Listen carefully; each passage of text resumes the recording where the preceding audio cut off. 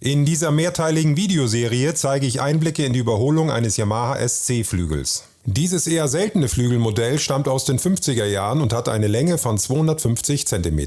In diesem ersten Teil geht es zunächst um die akustische Anlage. Die Gussplatte wird ausgebaut und anschließend neu lackiert. Beim Wiedereinbau wird der Stickdruck eingerichtet, die Mensur ausgemessen und die optimalen Seitenstärken für die Neubeseitung berechnet. Die Positionen der Duplex-Skalen werden ermittelt und das Instrument mit neuen Saiten bezogen. Dann wird mit den Arbeiten an der Mechanik begonnen.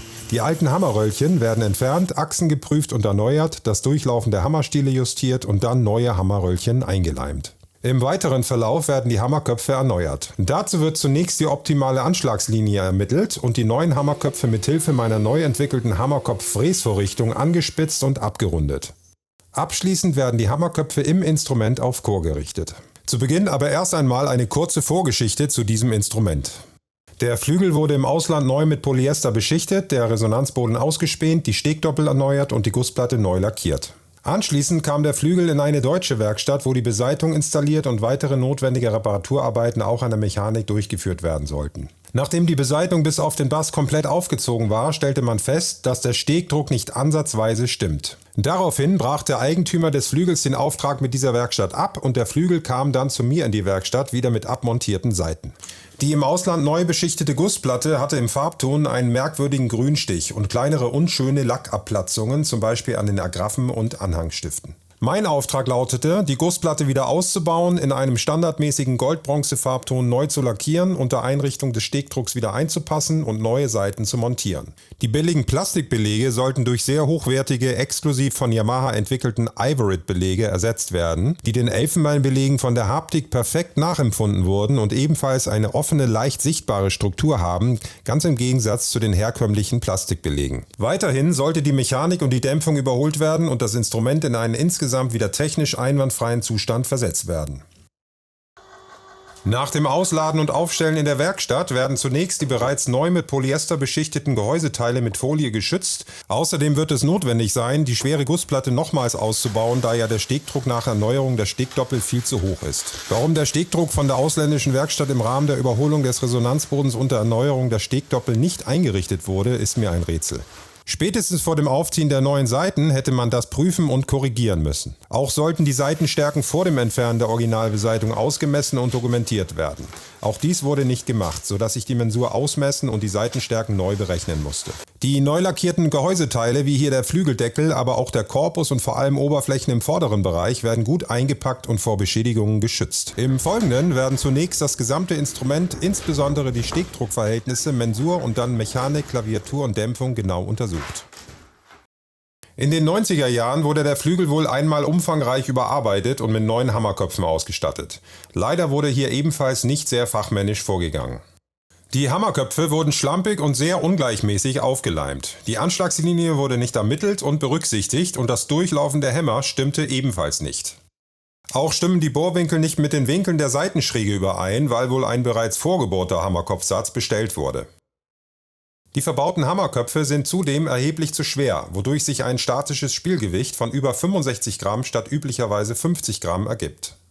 Die originale Elfenbeinklaviatur wurde gegen Tastenbelege aus Plastik ersetzt. Auch hier wurde sehr lieblos vorgegangen.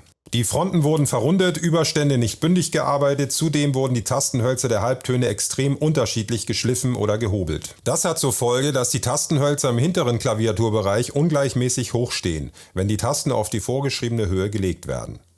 Im Verlauf der Überholung durfte ich weitere Überraschungen, zum Beispiel in der Mechanik, feststellen. Gebrochene Hammerstiele, korrodierte und ausgeschlagene Achsen, abgebrochene Abnickschrauben oder verrußte Hammerstiele durch unsachgemäßes Brennen. Einzelösen der neuen Saiten sitzen an falschen Stellen und die Duplex-Skalen sind zudem nicht korrekt positioniert. Ich beginne mit den Lackiervorbereitungen der Gussplatte. Dazu werden zunächst sämtliche Agraffen ausgedreht, weil die Lackierung an den Bohrungen teilweise unschön abgeplatzt ist. Es ist sehr wichtig, die Reihenfolge zu erhalten, weil die Anzahl der verwendeten Unterlegscheiben nicht bei allen Agraffen gleich ist. Beim Einpassen der Agraffen werden diese verwendet, damit nach dem Eindrehen in das Gewinde und Festziehen die Agraffen richtig ausgerichtet sind. Vor dem Herausheben der schweren Gussplatte werden die Innenseiten der Zarge im vorderen Bereich mit einer flexiblen Zwischenlage vor Beschädigung geschützt. Um generell schwere Gussplatten alleine ohne Hilfe einfacher handeln zu können, zum Beispiel hochkant an einer Wand abstellen und dann später zur Bearbeitung auf Blöcke zu legen, habe ich meinen vorhandenen Umlegebock zum Abkippen von Klavieren umgebaut. Diesen Umlegebock gibt es schon seit vielen Jahren im Fachhandel fertig zu kaufen und ist in den Werkstätten sehr beliebt, weil man damit jedes schwere Klavier auf den Rücken umlegen kann, um beispielsweise Arbeiten an den Rollen oder am Pedalboden durchzuführen. Die Gussplatte liegt beim Abkippen auf einem Vierkantbalken passender Länge vorne und hinten auf. Die beiden Nasen des Umlegebocks greifen in Ausklinkungen im vorderen mittleren Bereich des Vierkantbalkens. Die schwere Gussplatte kann auf diese Weise ganz ohne zusätzliche Hilfe an einer Wand abgestellt werden. Dazu wird diese nach dem Abkippen vorne und hinten auf kleine Holzblöcke gezogen, die die gleiche Höhe wie der Umlegebalken haben. Dieser kann dann entfernt werden und zum Beispiel für andere Gussplatten verwendet werden. Wenn dann die Gussplatte zur weiteren Bearbeitung wieder aufgerichtet werden muss, schiebt man den Transportbalken einfach vor die hochkant stehende Gussplatte und zieht diese dann einige Zentimeter rüber auf den Balken. Der platzsparend zusammengelegte Umlegebock wird wieder auseinandergeklappt. Die Auflageleisten an der Oberseite sind bereits montiert. Der Umlegebock wird wieder so angesetzt, dass die beiden Nasen wieder in die Ausklinkungen greifen. Jetzt wird noch eine Vorrichtung mit 4 kugelgelagerten Rollen unter dem Bock angebracht, welche sich mit nur 4 Flügelschrauben an- und abmontieren lässt. Es handelt sich im Prinzip um einen kleinen speziell angefertigten Rollwagen, der einfach unter den Umlegebock geschraubt wird. Die Konstruktion besteht aus Resten einer Siebdruckplatte. Die Gussplatte wird dann an den Umlegebock angelehnt und dann waagerecht umgelegt. Dazu ist kein großer Kraftaufwand notwendig. Die Gussplatte steht sicher auf dem Transportbalken und kann unmöglich abrutschen. Es ist also auch nicht erforderlich, den Balken an die Gussplatte anzuschrauben oder festzuspannen. Bei den verwendeten Rollen sollte man besser nicht sparen und hochwertige Markenrollen mit doppelter Kugellagerung verwenden. Dieser umgebaute erweiterte Umlegebock ist universell für alle gängigen Gussplatten, auch von Klavieren, geeignet. Hier beim Handhaben einer Bechsteinplatte. Die Plattendübel dieser Vollpanzer-Gussplatte werden ausgeschlagen. Dazu nehme ich eine gewöhnliche Schlossschraube im passenden Durchmesser und einen Hammer. Um später beim Eindrehen und Festziehen der Plattenschrauben zu verhindern, dass die Lackierung an diesen Stellen unschön abplatzt, empfiehlt es sich, die Senkungen der Bohrungen etwas nachzubearbeiten und den alten Lack komplett zu entfernen. Der alte Lack wird fein angeschliffen mit 1500er bis 2000er Körnung. Da die Gussplatte erst kürzlich lackiert wurde, muss auf jeden Fall vorher geprüft werden, ob es sich um einen tragfähigen Lack handelt, der sich mit dem neuen Lacksystem verträgt. Einige benutzen einen billigen 1K Nitro-Lack, der sich beim Auftragen von meinem verwendeten 2K Polyurethan-Lack anlösen würde. Die Bohrungen der Agraffen sowie sämtliche Anhangstifte werden mit kleinen Schlauchabschnitten und Buchenholzdübeln abgedeckt. Dann wird im abschließenden Schritt der Lackiervorbereitung noch mit Silikonentferner entfettet. Die eigentliche Beschichtung dauert dann nur wenige Minuten. Die Lackiervorbereitung hat dagegen mehrere Stunden gedauert.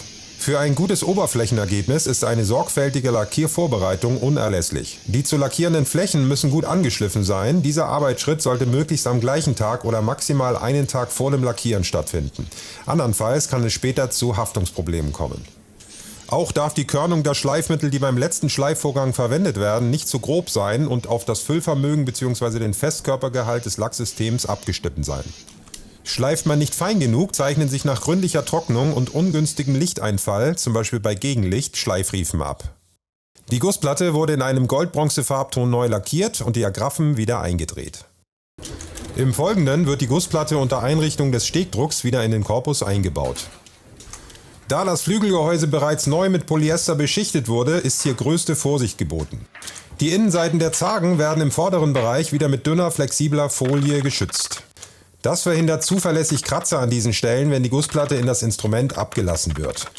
Konstruktionsbedingt sind hier nur wenige Millimeter Spielraum zwischen der schweren Platte und der empfindlichen schwarz hochglänzenden Oberfläche. Die Gussplatte wird zunächst nur bis auf die Auflagen abgesenkt und mit einigen Schrauben fixiert. Die Hebegurte bleiben noch dran, weil es sein kann, dass die Platte beim Einjustieren des Stegdrucks noch einmal raus muss. Bei Instrumenten mit Duplex-Skala, wie zum Beispiel bei Yamaha oder auch Steinway-Flügeln, muss die Stärke dieser vernickelten Unterlage berücksichtigt werden. Diese beträgt hier genau 4 mm. Dieses Maß muss zusätzlich zum gewünschten Stegdruckmaß hinzugerechnet werden. Als hilfreich beim Einmessen des Stegdrucks hat sich erwiesen, die aus Metall bestehenden Endmaße vorher zu magnetisieren, damit diese auf der Gussplatte gut fixiert sind. Der Stegdruck wird üblicherweise mit einem Faden gemessen, der vorne im Bereich des Stimmstocks fixiert ist. Die Messblöcke werden beginnend im obersten Diskant auf die Gussplatte im Anhangbereich aufgelegt. Die Stegüberhöhung wird dann üblicherweise mit einem Faden gemessen, der vorne an der Silie bzw. Agraffe anliegt und langsam auf die Oberfläche des Steges abgesenkt wird.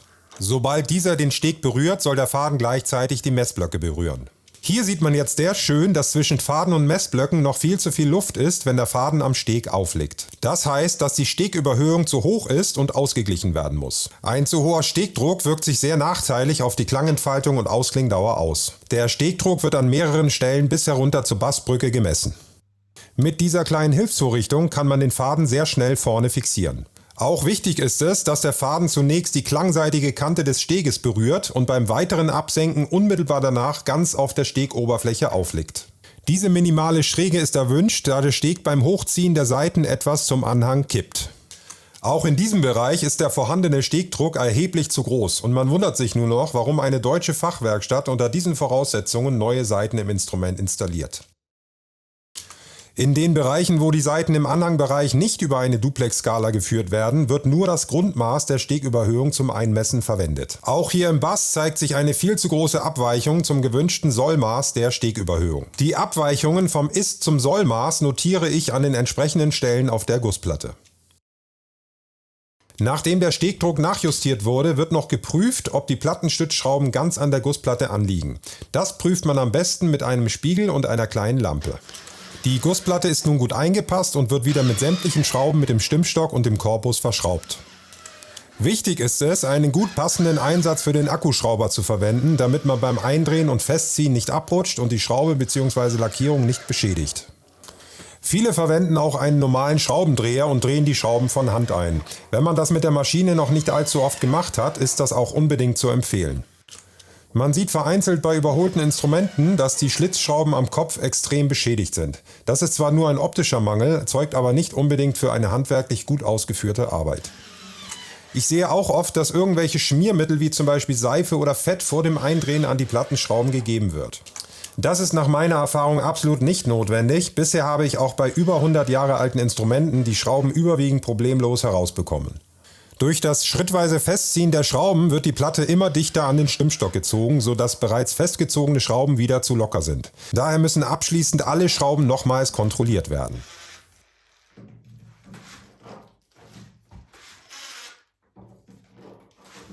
Die Saitenstärken der Originalbeseitung wurden von der ausländischen Werkstatt nicht dokumentiert, sodass die Mensur ausgemessen und die Saitenstärken neu berechnet werden mussten. Mein selbst programmiertes Mensurierungsprogramm für Saiteninstrumente basiert auf einer aktiven Excel-Tabelle, in die die klingenden Längen und andere notwendige Parameter eingegeben werden. Es können auch verschiedene Diagramme wie Zugkraft- oder Auslastungskurven angezeigt werden. Die Grundlage für die Berechnung der Saitenzugkräfte und Auslastungen bildet die bekannte Taylorsche Formel. Neue Stimmstockdübel werden in die Bohrungen für die Wirbel in die Gussplatte eingeschlagen. Dazu sollten vorher einige Proben mit den neuen Stimmwirbeln gemacht werden, damit die Dübel nicht zu locker und auch nicht zu stramm sitzen. Vor dem Aufziehen der Saiten müssen nun alle Duplex-Skalen genau positioniert werden. Diese sind so konzipiert, dass die hinteren Anhanglängen der Saiten in einem bestimmten Verhältnis zur klingenden Länge stehen und über Resonanzkopplung zum Schwingen angeregt werden. Dadurch ergibt sich eine gewisse Brillanz im Diskantbereich. Wichtig ist es also, diese Stege präzise auszurichten. Optimalerweise dokumentiert man, wie auch die originalen Saitenstärken, die genaue Position dieser Skalen vor dem Ausbau der Originalbeseitung.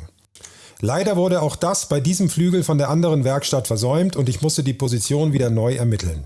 Die Duplex-Stege werden zunächst nur in der ungefähren Position unterlegt und nach dem Aufziehen der Saiten genau ausgerichtet, bevor die Saiten auf Spannung gebracht werden. Die vordere Schlossleiste wird mit Aluwinkeln vor Beschädigungen beim Saitenaufziehen geschützt. Die Arbeitsschritte beim Neubeseiten habe ich schon mehrfach in vorherigen Videos, beispielsweise bei einem Blüthner oder auch bei einem Steinway-Flügel, genau gezeigt. Wenn alle Saiten installiert sind, wird der Bezug noch schrittweise, das heißt deutlich über den Kammerton, überzogen, um eine schnellere Stabilisierung der Stimmhaltung zu erreichen.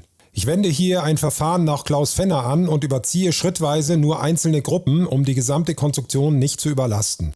Die Überziehungsfrequenzen kann man ebenfalls mit meiner Mensurierungssoftware genau ausrechnen. Im nächsten Teil dieser Serie wird es dann um die Überholung der Mechanik gehen. Wenn das Video gefallen hat, würde ich mich sehr über ein Like und ein Abo freuen.